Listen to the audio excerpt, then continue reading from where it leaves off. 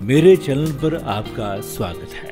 मैं चमकदार सितारों पे नज़र रखती हूँ, सुर्ख बेदाग नज़ारों पे नज़र रखती हूँ। दे के मिट्टी के खिलौने न बहलाओ मुझे, मैं जवानी हूँ, सितारों पे नज़र रखती हूँ। आज एक ऐसी आवाज से मुलाकात करा रहे हैं जिन्होंने 4 दशक तक अपनी मधुर वाणी से रेडियो के श्रोताओं का दिल जीत लिया था। शायद सी मीठी आवाज की मलिका का नाम भी शहद जैसा ही है। जी हाँ, मधु, देवेंद्र कौर मधु। आज की बातचीत उन्हीं के साथ मेरे चैनल पर। यह है दूसरा और अंतिम भाग। मधु जी, आपका बहुत बहुत स्वागत है। स्टेज पे जो मैं पहला प्रोग्राम जो मैंने किया था उसमें निर्मला अरुण पूरी स्टेज पे पहले पूजा करती थी। वो स्टेज पे अगरबत्ती लगाती थी आके, और पूरा अपने चौकी वौकी भी, वो ज़्यादा भजन गाती थी, बहुत अच्छे। जगजीत सिंह आकाशवाणी के प्रोग्राम में तो नहीं आए। गुलाम अली भी आकाशवाणी के प्रोग्राम में नहीं आए। पिनाज मसानी भी आकाशवाणी के प्रोग्राम में नहीं आई। ये आप मेरे घर में जो तस्वीरें देख रहे हैं, नौशाद हैं इसमें, मन्ना डे हैं, जयदेव हैं, ये सब आकाशवाणी के प्रोग्राम में नहीं आए। लेकिन ये इंदौर के बड़े प्रेस्टिजियस प्रोग्राम जो उन दिनों हुआ करते थे बाहर, उसमें आया करते थे। और बाहर के प्रोग्राम्स में भी मेरी ड्यूटी लगने लग गई। ड्यूटी मतलब मुझे बाहर के लोग भी कांटेक्ट करने लगे, बुलाने लगे कि आप आइए। और जिस तरह से आप भी करते हैं उस तरह से मैंने भी एक ज़माने में स्टेज पे बहुत प्रोग्राम्स कंडक्ट किए। आकाशवाणी के संगीत के कार्यक्रम जो होते थे उसका मंच का संचालन आप करते थे, और आपकी आवाज़ को, आपके संचालन को बहुत से लोगों ने सराहा है। लेकिन एक रेडियो कार्यक्रम भी ऐसा था जो पहली बार उस कार्यक्रम के पोस्टर इंदौर शहर में लगे थे, और एक अनाउंसर के पोस्टर लगना बहुत बड़ी बात होती है। उसके बारे में आप बताइए। हाँ, वो जो आकाशवाणी के एकमात्र प्रोग्राम था वो, जिसके कि शहर में पोस्टर लगे थे जगह जगह पे। वो था जब लता जी 75 साल की हुई थी। तो मैंने एक प्रोग्राम किया था, ये जश्न 75 सालों का। तो वो प्रोग्राम लगातार 6 दिन तक चला था। रोज़ाना 1 घंटे का प्रोग्राम होता था, सवेरे 7:30 से 8:30 रेडियो पे। और उसमें उस प्रोग्राम वो स्पॉन्सर किया था उसे नई दुनिया वालों ने। अभय छजलानी जी थे, उन्होंने स्पॉन्सर किया था। और चूँकि उस आकाशवाणी के साथ नई दुनिया जुड़ गया था, तो इसलिए उस प्रोग्राम को बहुत अच्छा रिस्पांस मिला। रोज़ाना उसके बारे में अखबारों में भी छपा बहुत ज़्यादा, और नई दुनिया की तरफ से उसके पोस्टर जगह जगह लगाए गए। नई लता जी के 75 साल के पूरे होने पर 5 दिन तक लगातार वो प्रोग्राम चला। लता जी के तो गाने इतने हैं कि 5 दिन में भी हम उनको नहीं समेट पाए थे, सिर्फ गानों की झलक दे पाए थे। 5 दिन बाद 6ठे दिन अभय जी खुद बैठे थे उस प्रोग्राम में मेरे साथ, और मैंने उनसे बात की थी, और उस प्रोग्राम के बारे में हमने लोगों का क्या रिस्पांस था, क्या था। बहुत सक्सेसफुल प्रोग्राम था वो, बहुत अच्छा रिस्पांस मिला था उस प्रोग्राम। लता जी से आपने हाँ, लता जी से फ़ोन पे बात हुई थी उस प्रोग्राम के लिए, और लता जी ने बहुत अच्छे से बात की थी इंदौर के बारे में, कि मैं इंदौर आती थी तो सराफा ज़रूर जाती थी, वहाँ दही बड़े खाती थी, और इंदौर मुझे बहुत अच्छा लगता है। आज भी वहाँ आके सराफा में घूमने का मन करता है, लेकिन अब मैं घूम नहीं पाती क्योंकि लोगों को पता चल जाता है तो लोग घेर लेते हैं। और बहुत प्यार से उन्होंने पिपलिया पाला का जिक्र किया था, और ये दही बड़े का जिक्र किया था, सराफे का, और सिख मोहल्ले का जिक्र किया था। लता जी तो इंदौर से जुड़ी रही हैं, इसलिए उन्होंने बहुत अच्छे से बात की थी। और उस प्रोग्राम के लिए मैंने कम से कम 5-7 बार उनको फ़ोन किया। जब भी मैंने उनको फ़ोन किया, वो तुरंत बहुत अच्छे से, उनका सेक्रेटरी मुझसे कहता था कि मैं बताता हूँ उनको कि इंदौर से फ़ोन है आपका, और वो हर बार फ़ोन पे आई। बहुत अच्छे से उन्होंने बात की मुझसे। ऐसा कौन सा कार्यक्रम आपका है जो यादगार आपको लगता है कि लता जी के अलावा? देखिए, रेडियो में मैंने लगभग 40 साल मैंने रेडियो में रेगुलर अनाउंसर रही।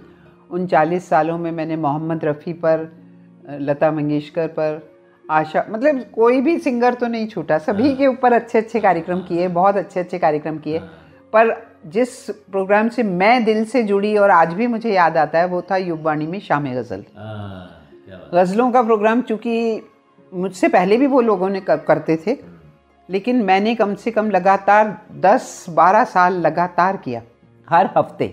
और यहाँ तक हो गया था उस प्रोग्राम का कि अगर मैं कहीं जा रही हूँ, छुट्टी पर हूँ, मैं नहीं हूँ, तो वो मेरी ही आवाज़ में प्रोग्राम जाता था, रिकॉर्डेड जाता था पूरा, मैं टेप दे के जाती थी रिकॉर्ड करके, और वो मेरी आवाज़ में। कभी मैं वो उस 12 साल में कोई दूसरे ने शाम गज़ल कभी नहीं किया। एक झलक उस कार्यक्रम की आप बताएं, कैसा बोलते हैं?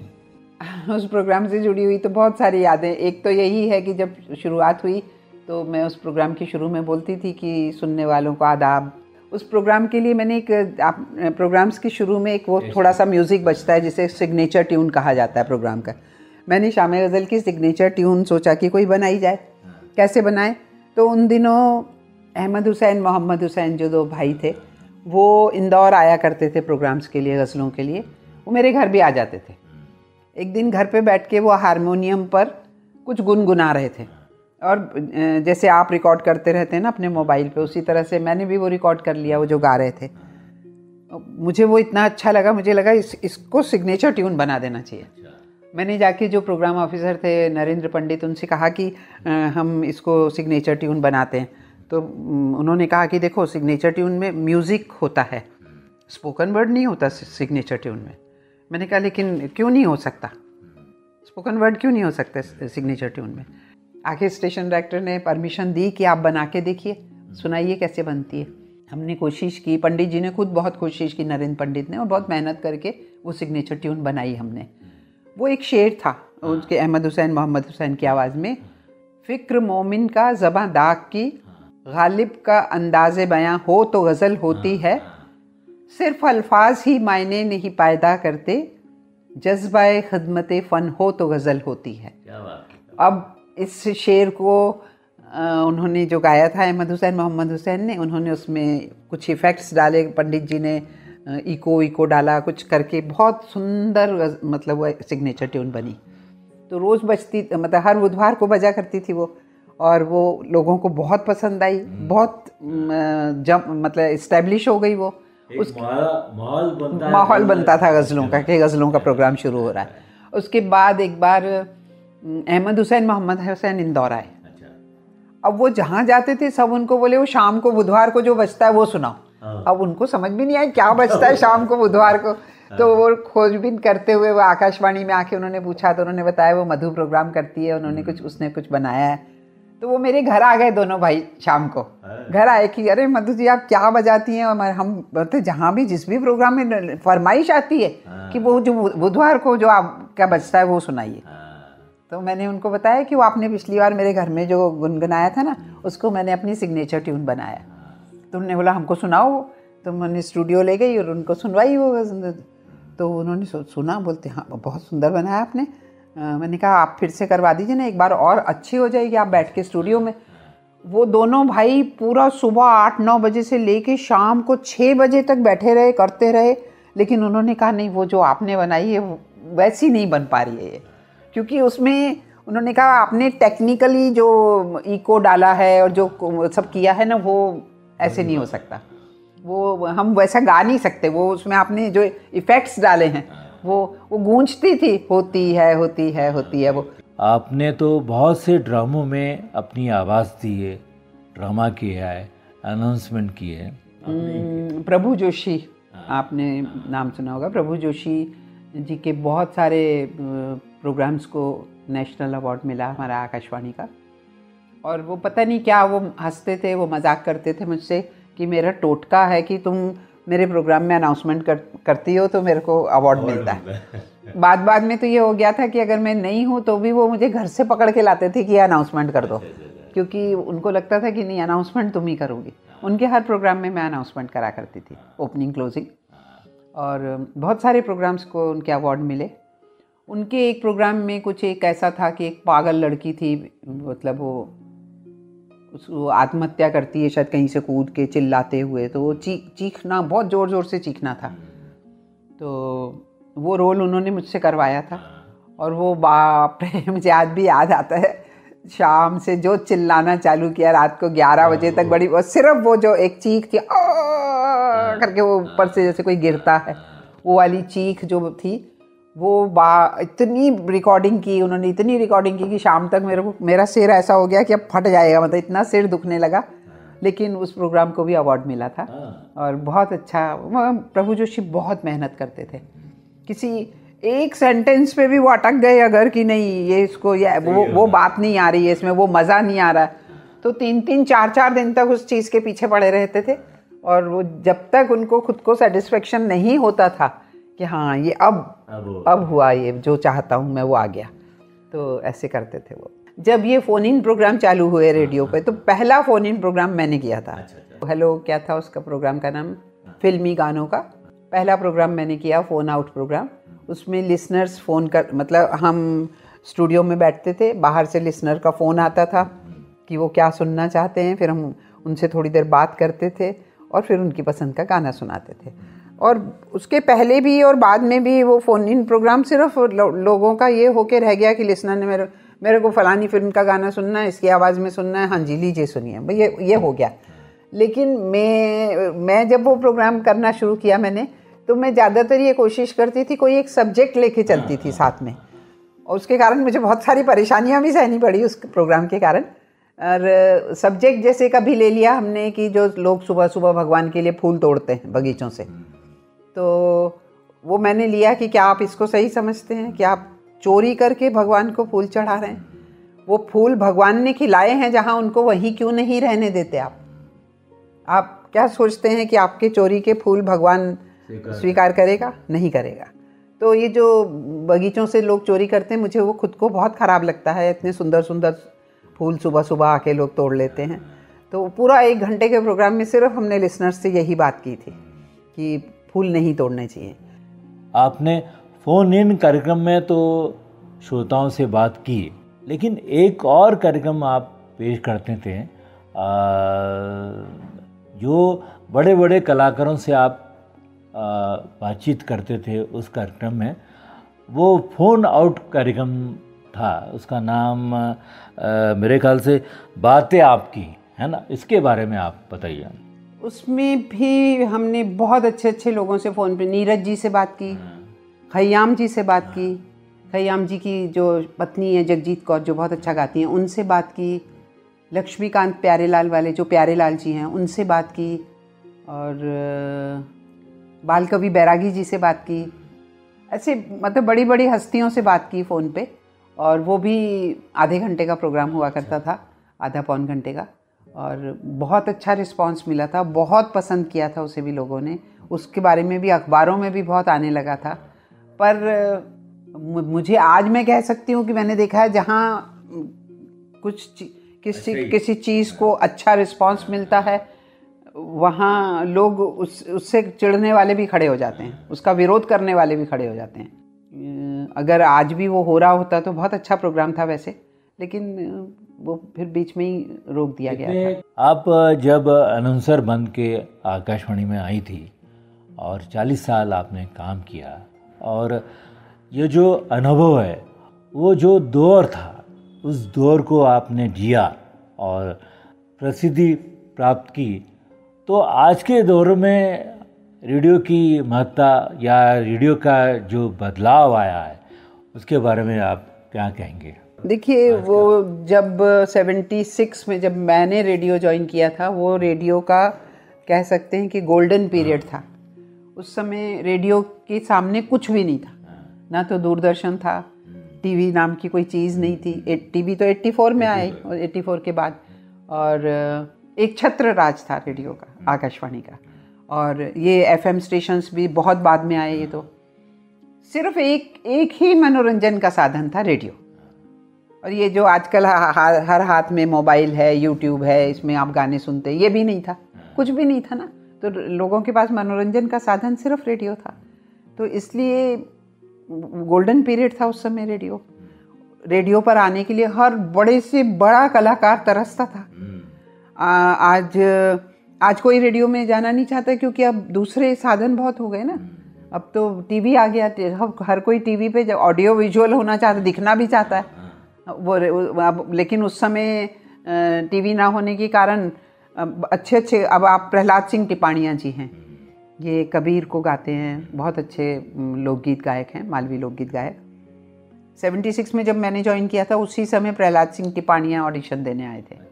तो मुझे आज भी याद है कि वो आकाशवाणी के बाहर लॉन में बैठ के पीपल के पेड़ के नीचे रिहर्सल कर रहे थे और वो गा रहे थे चेत रे नर चेत रे, और ज़ोर ज़ोर से गा रहे थे अपना सब, पूरा उनकी मंडली जो गा रही थी, और बहुत अच्छा गा रहे थे। और उसके बाद आज तो प्रहलाद सिंह टिपाणिया बहुत बड़े नाम है, वो तो पूरे विदेशों में गा रहे हैं। उस समय कल्पना चोखरकर, वो 76 में ही उन्होंने भी ऑडिशन दिया था, आज वो भी एक नाम है, बहुत अच्छा गाती हैं क्लासिकल, बहुत अच्छे अच्छे कलाकार उस समय आया करते थे। और मुझे तो ये लगता है कि हम बहुत बहुत किस्मत वाले थे कि रेडियो में रह के हम ऐसे लोगों से मिले जिनको कि लोग देखने को तरसते हैं, दूर से स्टेज पे देख के तरसते हैं। उन लोगों के साथ हमने बैठ के बात की, उनका प्यार पाया, उनका आशीर्वाद पाया, उनके साथ बैठे उठे। तो ये तो किस्मत की बात थी हमारे लिए। आज वैसे लोग कोई रेडियो में आते ही नहीं है, क्योंकि अब रेडियो की वो चीज़ छवि नहीं रही ना, मतलब रेडियो में आना नहीं चाहते अब। कौन सा कार्यक्रम नहीं करने का आपको अफसोस है कि मैंने ये कार्यक्रम नहीं किया, या मुझे ये कार्यक्रम करना था, कर नहीं पाई? नहीं, इतने सालों में मुझे एक बार बस मैंने स्टेशन डायरेक्टर से जाके कहा था कि मुझे अच्छे ड्रामा में मेरे को अच्छा रोल क्यों नहीं दिया जाता।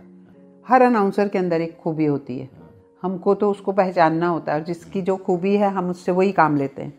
उन्होंने कहा कि तुम्हारा प्रेजेंटेशन बहुत अच्छा है, तुम प्रोग्राम्स की स्क्रिप्ट बहुत अच्छी लिखती हो, तुम प्रोग्राम बहुत अच्छी करती हो, लेकिन ड्रामा वाली बात, हमारे यहाँ एक इंदु आनंद करके अनाउंसर थी कि वो ड्रामा बहुत अच्छा कर सकती हैं, तो हम उनसे ड्रामा में काम लेते हैं, और तुम जिस तरह का काम कर सकती हो तुमसे वैसा काम लेते हैं। और आज मैं भी इस बात से सहमत हूँ कि मैं न्यूज़ रीडिंग अच्छी करा करती थी, न्यूज़ रीडर भी, मैंने न्यूज़ रीडिंग का काम भी किया। और बहुत हमारे यहाँ से जो प्रादेशिक समाचार होते थे वो खूब पढ़े मैंने, तो न्यूज़ रीडिंग में अच्छा कर लेती थी और प्रोग्राम्स में अच्छे करती थी। और प्रोग्राम तो जहाँ तक मुझे ध्यान है, कोई प्रोग्राम ग्रामीण महिलाओं का हो, बच्चों का हो, कोई भी प्रोग्राम मेरे से नहीं छूटा। मैंने हर प्रोग्राम किया और खूब किया। शाम गज़ल खूब किया इतने सालों तक, कुछ बातें कुछ गीत खूब किया, बातें आपकी बहुत किया, और फ़ोन इन प्रोग्राम बहुत किए, फ़ोन आउट प्रोग्राम बहुत किए, हर तरह। मतलब रेडियो में रह के मैंने ड्रामा भी किए, लेकिन ड्रामा उस तरह से जो मुझे कोई याद आए कि कोई यादगार ड्रामा, उस तरह से कुछ खास नहीं किया। लेकिन दूसरे प्रोग्राम सब बहुत किए मैंने। मैं बाज़ार जाती थी, MG रोड पे किसी भी साड़ी की दुकान में घुस गए, जाके साड़ी खरीद रही हूँ, साड़ी के बारे में बातचीत चल रही है, अच्छा कितने की है, क्या है, कैसा कपड़ा है, ये वो। तो पीछे से एक बार कुछ लेडीज़ खड़ी थी, उन्होंने एकदम से पूछा, आप मधु जी हैं क्या? तो मैंने पलट के देखा, मैंने कहा हाँ। मैंने कहा आप कौन? तो बोलते नहीं, हम आप नहीं जानती हमको, पर आप मधु हैं क्या? मैंने कहा हाँ। मैंने कहा आपको कैसे मालूम? तो अरे आपकी आवाज़ से पहचाना। तो मैं सच कह रही हूँ, मुझे ऐसे लोग कई बार मिलते थे जो मुझसे कहते थे कि आपकी आवाज़ से पहचाना कि आप मधु हैं क्या। तो इतनी खुशी होती थी कि हमारी आवाज़ से भी लोग हमें पहचानते हैं। तो ये तो था वो। अब आजकल वो ज़माना नहीं है रेडियो का, वैसे ना तो कोई आवाज़ से अब इतना पहचानता है किसी को। आज भी आपको आवाज़ से ही पहचानते हैं लोग। नहीं, वो बात अलग है, वो बात। अब आप तो मेरे साथ के ही पुराने हैं आप भी, तो आप कह रहे हैं तो सही है, लेकिन अब वो बात नहीं है। मतलब अब आज का युवा जो मीडिया में, रेडियो में, टीवी में एड फिल्म करने में और वॉइसिंग का काम करने का इच्छा रखते हैं, तो आप उनको क्या सिखाएंगे? देखो प्रभाकर, ऐसा है कि आज के बच्चे पहली बात तो उस तरह से सीखना भी नहीं चाहते, सॉरी। जैसे हम लोगों को डांट पड़ा करती थी छोटे छोटे से उच्चारण पे या छोटी छोटी बातों पे, हमारे जो सीनियर्स थे वो सिखाते थे, वैसे आज के बच्चे सीखना भी नहीं चाहते। और वो बोलते हैं ना, भाषा के संस्कार नहीं रहे अब वो गलत बोल रहे हैं तो उसको गलत को वो सोचते हैं कि नहीं ठीक है, सुन तो रहे ना लोग, ये भी ठीक है। कोई इसमें इतना ज़्यादा आप कि अरे चलता है मतलब वो हर चीज़ को बहुत चलता है वाले उसमें, लेकिन हमारे ज़माने में ऐसा नहीं लिया जाता था ना। आपकी आवाज़ तो बहुत अच्छी है, आपके नाम की तरह मधुर भी है, लेकिन आप इस आवाज़ को बरकरार रखने के लिए क्या क्या करते हैं? एक्सरसाइज या खान पान का ध्यान रखते हैं? मैंने तो कभी कुछ नहीं किया, सच बताऊं। लोग बोलते हैं खट्टा मत खाओ, अचार मत खाओ, पर ऐसा कुछ नहीं। मैं तो अचार भी बहुत खाती हूँ, खट्टा भी बहुत खाती हूँ, जो मन करता है वो खाती हूँ। नहीं, ऐसा कुछ नहीं, कभी कुछ आवाज़ के लिए कोई एक्सरसाइज नहीं की, कोई प्रिकॉशंस नहीं लिए। बस मैं तो कहती हूँ, देखिए जो गाते हैं, मुझे कभी कभी लगता है कि लता जी को भगवान ने कितनी सुंदर आवाज़ दी थी, जगजीत सिंह कितना अच्छा गाते थे, और मुझे ऐसा लगता है जो लोग इतना सुंदर गाते हैं, इतना अच्छा गा ले, शायद वो कभी ज़िंदगी में दुखी नहीं होते होंगे, क्योंकि उनके पास एक इतना अच्छी कला है। मन दुखी हुआ, आप थोड़ा सा गुनगुनाने लगे, गाने लगे, तो आप अलग दुनिया में पहुंच जाते हैं। मेरे शुरू से बस एक ही इच्छा थी, जैसे मेरा अगर कोई सपना था कि काश मैं गाती, अच्छा गा सकती, तो मैं ज़रूर गाती और अपना सारा दुख, अपनी जो सारी परेशानियां उसमें उंडेल देती, मतलब अपने गाने में। लेकिन मुझे गाना नहीं आता है, और मैं अनाउंसर हूँ, और आवाज़ की जहाँ तक बात है, मुझे लगता है ये भी गॉड गिफ्ट है। हर कोई लता मंगेशकर नहीं बन सकता ना, हर कोई जगजीत सिंह नहीं बन सकता, वो तो भगवान की दी हुई चीज़ें थी। कभी कभी मन करता है लता जी, जगजीत सिंह, ये लोग ऐसे थे कि इनकी आवाज़ अगर कहीं डब्बी में बंद करके रख सकते तो रख लेते, लेकिन वो उनके साथ ही चली गई, तो नहीं हो सकता ये सब। अब मुझे नहीं लगता कि आप कोशिश करके अपनी आवाज़ को अच्छा कर सकते हैं। हाँ, उच्चारण अच्छे कर सकते हैं, आप प्रैक्टिस से अपनी भाषा को सुधार सकते हैं, लेकिन जो गॉड गिफ्ट होता है वो तो गॉड गिफ्ट है, उसमें कुछ भी नहीं होता। अब मैं भी अपनी आवाज़ को ये मानती हूँ, मुझे अपनी आवाज़ नहीं अच्छी लगती थी पहले, मुझे लगता था कि क्या अच्छा है, लोग बोलते हैं आवाज़ अच्छी है, पर बाद में मैं सोचती थी कि मेरी जो आवाज़ है वो माइक्रोफोन पे जाके और अच्छी हो जाती है। मुझे ऐसा लगता है कि मेरी आवाज़ जो है उससे ज़्यादा अच्छी माइक्रोफोन पे हो जाती थी। नहीं, ऐसा नहीं है, आपकी आवाज़ बहुत अच्छी है और माइक पर बहुत ज़्यादा अच्छी लगती है। अब जैसे आपके लिए भी मैं यही बात कहूँगी, आपकी आवाज़ भी माइक्रोफोन पे बहुत अच्छी हो जाती है ना। कहीं जैसे बोलते हैं ना, अंदर से जो बोलने वाली बात होती है कि दिल से बोल रहा है इंसान, अंदर से बोल रहा है, वो वाली फीलिंग आती है। तो ये सबके साथ नहीं होता ना, मतलब जो हर किसी को हर चीज़ नहीं मिलती है। हमने जो ज़माना देखा है ना, उसकी आज के बच्चे कल्पना भी नहीं कर सकते, कल्पना भी नहीं कर सकते कि क्या ज़माना था वो रेडियो का। और आज चूँकि मनोरंजन के और बहुत सारे साधन आ गए ना, इसलिए अब आदमी को आगे बढ़ना पड़ता है, अब कुछ और ढूंढना पड़ेगा आपको, कुछ नया नया। अब आप वो पुराने ज़माने में नहीं लौट सकते, अब सब बदल चुका है। अब हम नहीं सोच सकते कि वैसे ही दिन आ जाएं, वैसे ही प्रोग्राम हों, वैसे ही लोग हों, नहीं हो सकता। अच्छा, रेडियो में जो लोग काम करते हैं वो नौकरी नहीं करते मेरे हिसाब से। जैसे दूसरे दफ्तर में तो आप बैंक में गए तो वहाँ बहुत सारे लोग बैठे हैं, अपना काम कर रहे हैं, लेकिन मैं खुद भी रेडियो में नौकरी करने नहीं गई थी, मैं तो रेडियो में पहुँच गई, पता नहीं कैसे, मतलब मुझे ले गए लोग, और शायद इसी आवाज़ के कारण कि आवाज़ अच्छी आपकी करके चलो ले गए। और हमने रेडियो में नौकरी नहीं की, हमने रेडियो में अपनी ज़िंदगी को जिया। ज़िंदगी जीना भी एक कला है, ज़िंदगी लोग गुजारते हैं, नौकरी करने वाले गुजारते हैं, नौकरी कर रहे हैं, अपने घर के लिए कमा रहे हैं, अपने पेट के लिए कमा रहे हैं, खा पी रहे हैं, वो उनको पैसा चाहिए इसलिए नौकरी करते हैं। लेकिन मुझे पूरे इतने सालों की नौकरी हो गई, लोग पूछते थे आपकी बेसिक क्या है, तो मैं बगलें झाँकती थी कि मुझे मालूम ही नहीं होता था बेसिक क्या होता है। हम तो बस काम करते थे मन से, और उसके बदले में हमको पैसा भी मिल जाता था, उसकी भी खुशी थी कि भैया इतना मन का काम करते थे हम, और पैसा भी मिलता था, आत्मा को सुकून मिलता। हाँ, हमें तो मैंने तो कहा ना, नौकरी नहीं की हमने तो अपनी ज़िंदगी को वहाँ पे जिया। और आज भी वहाँ जाके हमको तो ऐसा लगता है जैसे वहाँ के पेड़ पत्ते भी हमसे बात करते हैं। बहुत साल पहले की बात है, शायद 81-82 की बात होगी। रेडियो के जो बड़े अधिकारी थे, डीजी, डायरेक्टर जनरल, वो इंदौर आए, अमृत राव शिंदे, और उनके साथ हमारे यहाँ जो स्टेशन डायरेक्टर थे केशव पांडे, वो उनके घर गए हम, उन्होंने खटिया वटिया बिछा के हमें बिठाया और खूब भुट्टे सेके हमारे लिए, भुट्टे वुट्टे खा रहे थे हम लोग, बहुत खेत में बैठे हुए थे। तो अचानक सब गांव, बहुत सारे गांव के लोग आ गए कि आकाशवाणी के लोग हैं। उस समय लोग देखने आया करते थे, जैसे अगर आज इंदौर में रेखा आ जाएं फिल्म स्टार तो उनको देखने लोग जाते हैं, उस तरह से हमको भी देखने लोग आते थे कि आकाशवाणी से वो मधु आई है, मधु आई है। बहुत सारे लोग इकट्ठे हो गए देखने के लिए। हम लोग बैठे थे तो कुछ सब गांव वालों ने मेरे को घेर लिया। मुझे बड़ी शर्म आ रही थी कि हमारे स्टेशन डायरेक्टर, हमारे डायरेक्टर जनरल, बड़े बड़े अधिकारी बैठे हैं, वो एक तरफ बैठे थे सब, और सब गांव वाले सब मेरे आसपास इकट्ठे हो गए। और मैं कोशिश कर रही थी उनको सबको उस तरफ भेजने की कि वो हमारे स्टेशन डायरेक्टर हैं, वो हमारे डीजी हैं, अच्छा अच्छा, पर वो सब उनको छोड़ के सब मेरे ही पीछे पड़े हुए थे। और मुझसे पूछते, जब मैंने बार बार उनसे बोला कि वो हमारे डायरेक्टर जनरल हैं, आप उनसे मिलिए, वो अमृतराव शिंदे दिल्ली से आए हैं, तो बोलते वो अनाउंसर कब बनेगा?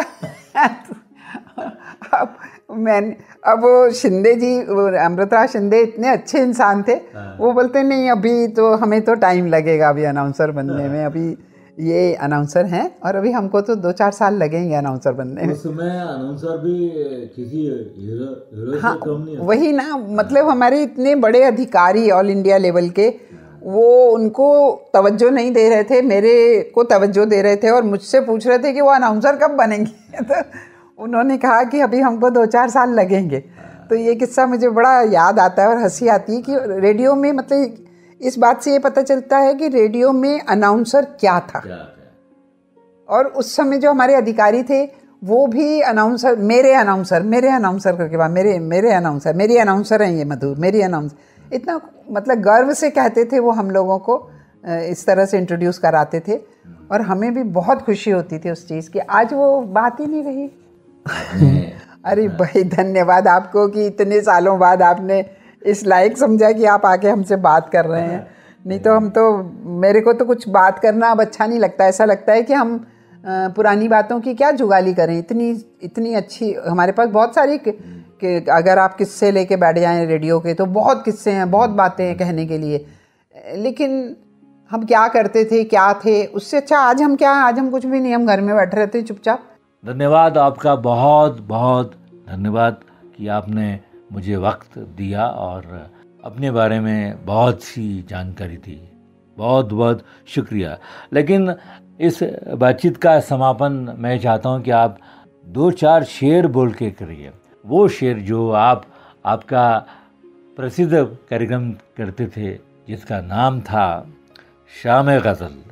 गुल से लिपटी हुई तितली को गिराकर देखो, गुल से लिपटी हुई तितली को गिराकर देखो, आंधियों तुमने दरख्तों को गिराया होगा। सुख दुख से बेनियाज मैं जी न पाऊंगा, सुख मेरी तमन्ना है और दुख मेरा मुकद्दर है।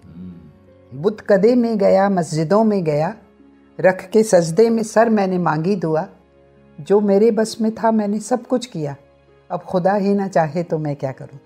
तमाम जिस्म ही घायल था, घाव ऐसा था, तमाम जिस्म ही घायल था, घाव ऐसा था, कोई समझ न सका, रख रखाव ऐसा था कि उसके बाद मुड़े तो मुड़े खुदा की तरफ, तुम्हारी जानिब हमारा लगाव ऐसा था। क्या बात है, क्या बात है, बढ़िया बढ़िया। शौक पैदा कर ले कोई ज़िंदगी के वास्ते, शौक पैदा कर ले कोई ज़िंदगी के वास्ते, सिर्फ सेहत के सहारे ज़िंदगी कटती नहीं।